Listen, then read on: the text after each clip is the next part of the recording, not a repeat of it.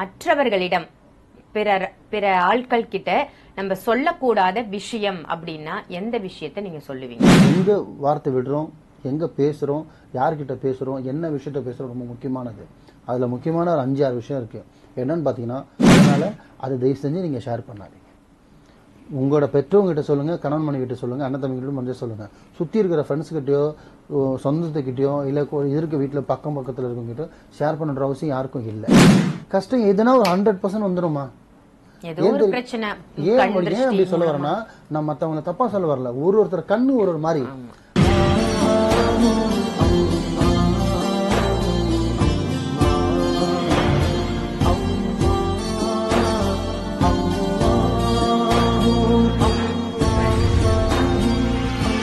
மருஜன்ம நேயர்கள் அனைவருக்கும் அன்பான வணக்கங்கள். புழல் காவங்கரை MM டவர்ஸ்ல இருக்கக்கூடிய மாலிக் பாய் அவர்களை தான் சந்திக்க வந்திருக்கோம். வணக்கம் பாய். வணக்கம் பாய். இன்னைக்கான டாபிக் என்ன அப்படின்னு பாத்தீங்கன்னா, மற்றவர்களிடம் பிற ஆட்கள் கிட்ட நம்ம சொல்லக்கூடாத விஷயம் அப்படின்னா எந்த விஷயத்த நீங்க சொல்லுவீங்க?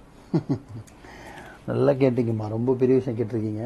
நம்ம வாய் தான் லாஸ்ட் வீடியோ சொல்லியிருந்தேன், நம்ம வாய் சும்மா இருக்காதுன்ட்டு.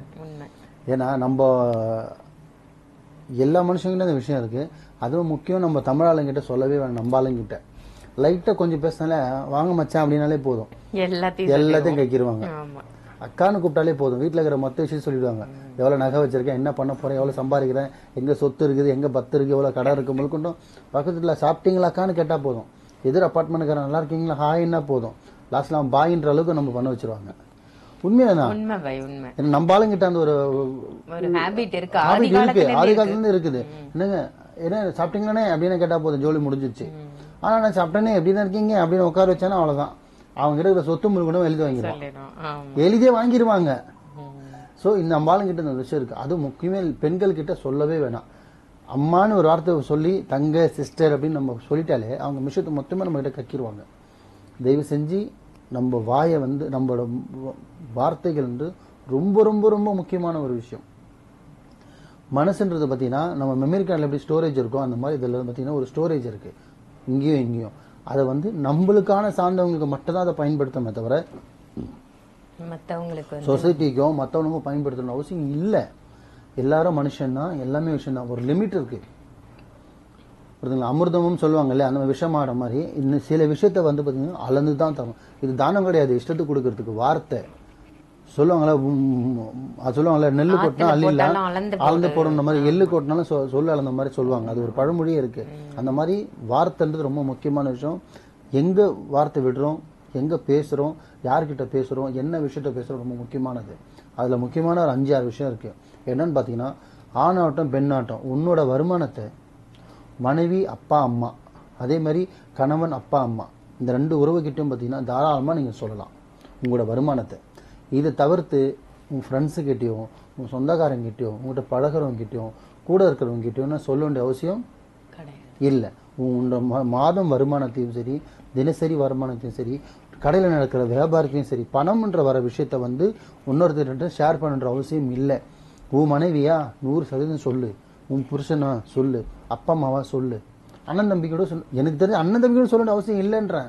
உன் பசிக்கு நீ சாப்பிடு, என் பசிக்கு நான் சாப்பிட போறேன். என் சாப்பாடு நீ சாப்பிட போறியா? இல்லை இல்லை. என் கஷ்டத்தை நீ சுமக்க போறியா? இல்லை இல்லை.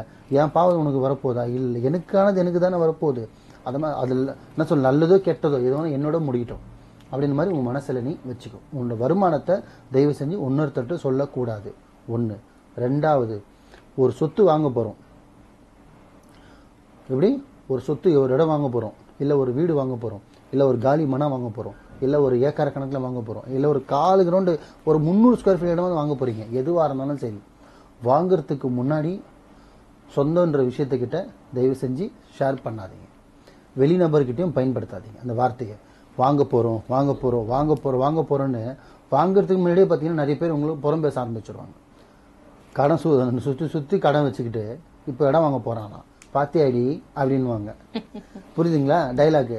ஆனோட எங்க ஹஸ்பண்ட் இடம் வாங்க போறாங்க அப்படி சொல்லும் போது கண்ணு வார்த்தை உதடு சொல்லும், நல்லா நல்ல விஷயம், சந்தோஷம். மனசு கடனை சுத்தி வீடு சுத்தி கடங்காரம் வரான், இப்போ சொந்த வீடு வாங்குறாளாம் பாரு அப்படின்வாங்க. பேசுவாங்களா இல்லையா? தயவு செஞ்சு ஆணாகட்டும் பெண்ணாகட்டும் ஒரு இடத்த வாங்க போறோம், ஒரு நிலம் வாங்க போறோம்னா உங்க மனசுக்குள்ள வச்சுக்கோங்க, அப்பா அம்மா கிட்ட சொல்லுங்க, மனைவி கிட்ட சொல்லுங்க, கணவர்கிட்ட சொல்லுங்க. மற்றவர்கிட்ட சொல்லணுன்ற அவசியம் இல்லை. வாங்கினதுக்கு அப்புறம் கூட என்கிட்ட இருக்குன்னு நீ சொல்ல அவசியம் என்ன இருக்கு? வீடு கட்டினா கர்ப்பஸ்து கூட வந்து பார்க்க போறாங்க, அவ்வளவுதான். வாங்குறதுக்கு முன் வாங்க போறோம்னு சொல்லாதீங்க. 2, அதே மாதிரி தான் 3வது வாகனம். பைக் ஆகட்டும், கார் ஆகட்டும், இந்த மாதிரி விஷயம் வந்து நம்மளுக்கு வந்து முக்கியமானது. ஒரு தினசரி நம்ம பயன்படுத்துறது ஒன்று, நம்மளுக்கு ஒரு சொத்து ஒன்று, நம்மளோட அந்தஸ்தை உயரப்படுத்துறது. சைக்கிளில் போகணுக்கு பைக் வாங்கணும்னா அந்தஸ்து கொஞ்சம் கூடுது, பைக் வாங்கணுக்கு காரில் போனால் அந்தஸ்து கூடுது. அப்போ அதை வந்து பார்த்தீங்கன்னா வாங்கினதுக்கு பிறகு நீங்கள் உங்களோட மற்றவர்கிட்ட நீங்கள் சொல்லுங்கள். வாங்குறதுக்கு நான் கார் பார்த்து வச்சுருக்கேன், வாங்க போகிறேன் சொல்ல ஆகுனா அது 2-3 பேர் தான் அதை அக்செப்ட் பண்ணுவாங்க. சில பேர் பார்த்தீங்கன்னா அதுக்கு வாங்கும்போது இப்போ ஏன்டா கார் வாங்குறேன், இந்த விலைவாசியில் கார் வாங்கி என்னடா பண்ண போகிறேன், பைக்கில் போட காஸ்டிக் அக்கௌண்ட்டில் போட்டு விடா, பிள்ளைக்கு உதவும் அப்படின்ற மாதிரி முதல்ல ஒரு டாக்டர் வச்சுருவாங்க. அதனால் அதை தயவு செஞ்சு நீங்கள் ஷேர் பண்ணாதீங்க. உங்களோட பெற்றவங்ககிட்ட சொல்லுங்கள், கணவன் மனைவிகிட்ட சொல்லுங்கள், அண்ணன் தம்பிகிட்ட கொஞ்சம் சொல்லுங்கள். சுற்றி இருக்கிற ஃப்ரெண்ட்ஸ்கிட்டயோ சொந்தத்துக்கிட்டயோ இல்லை இருக்க வீட்டில் பக்கத்தில் இருக்கவங்ககிட்ட ஷேர் பண்ணுற அவசியம் யாருக்கும் இல்லை. 3. 4வது விஷயம் நகை வாங்குறது. ஏன்னா லக்ஷ்மி அது நகைன்றது வந்து சும்மா கிடையாது, பர்க்கத்துன்னு சொல்லுவோம்.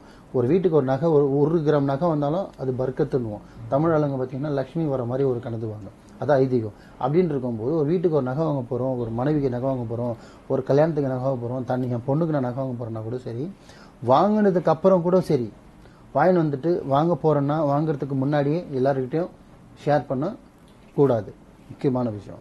அதே மாதிரி வாங்கினதுக்கு அப்புறமும் ரொம்ப அண்ணன் தங்கச்சியாக இருந்தால் அப்பா நான் நகை வாங்கியிருக்கேன்ப்பா சொல்லாமே தவிர, இந்த சும்மானா அந்த வெட்டி பந்தா காட்டுறதுக்கு எதிர்வீட்டில் போய் எங்கள் வீட்டுக்கார் ஜோக்கர் வாங்கி கொடுத்தாரு, எங்கள் வீட்டுக்கார் நெக்லஸ் வாங்கி கொடுத்தாரு, எங்கள் வீட்டுக்கார் ஆரம் வாங்கி கொடுத்தாரு, எங்கள் வீட்டுக்கார் செயின் வாங்கி கொடுத்தாரு, இது சிங்கப்பூர்ல வந்துச்சு, இது 5 சவரம் நீங்கள் காமிச்சிங்கன்னா அப்படியே இந்தி படிக்க போயிடும், சேட்டு கடைக்கு.